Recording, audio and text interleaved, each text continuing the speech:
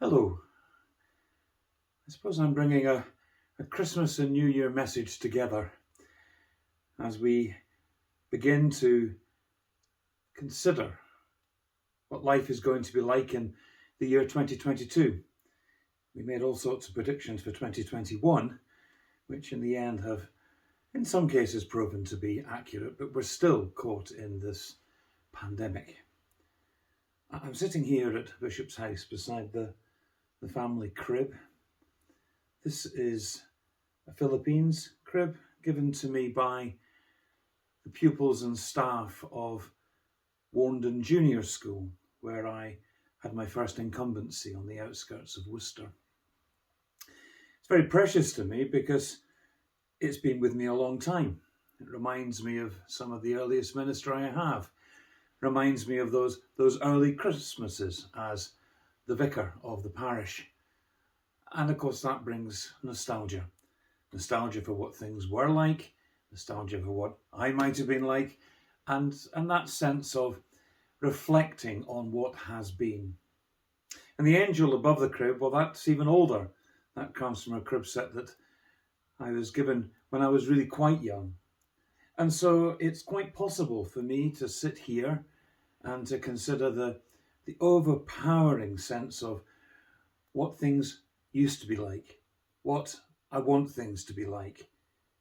And for many of us, that's the problem with Christmas. We conjure up in our minds all sorts of glorious things to do with family, to do with snow, to do with wonderful gifts, to do with the freedom to do precisely what we want to do. And now, for the second year running, we find ourselves under a degree of restrictions. But that doesn't actually change Christmas. Christmas isn't about all those things we remember. Christmas isn't about children. Christmas isn't about families. Christmas isn't about snow. Christmas isn't about all those trimmings. However wonderful those are, and I enjoy most of those things, it is actually about the birth of a child, born as the family travelled, born in a place where there was no room, so they were huddled into a corner, born with nothing extraordinary. Well, that is until the angels spoke to the shepherds. The kind of birth that happens across the world. We know of so many people who are on the road, people who are travelling, people who are, in some cases, risking their lives to travel. Babies are born in the most unusual places all the time. So it's not about the stable. It's not about those wise men who, of course, I know shouldn't be here yet, but they're on their way. It isn't simply about this family. It is about this member of the family. It is about Jesus. It is about that relationship between God and us.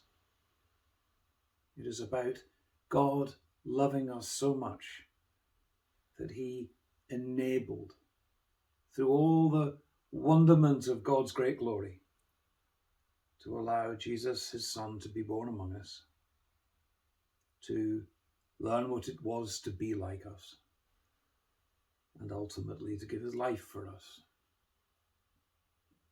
So however much I might be missing some of the trimmings of Christmas, however much I might be wishing things could be as the Christmas cards show me, nothing will diminish for me the overwhelming joy of being reminded on this Jesus' birthday that the greatest gift that we have is him. The greatest gift we have to share is Jesus. And the most powerful thing we have to tell the world is just how wonderful this story is now and always has been. A story of love, a story of hope, and a story of salvation. Very happy Christmas. a blessed new year when it comes. And let's not spend our lives looking backwards, but looking forwards to the opportunities we have to tell the story of this child, to reveal his glory in the world, to be like the angels, saying out loud, "Glory to God in the highest, and peace to God's people on earth."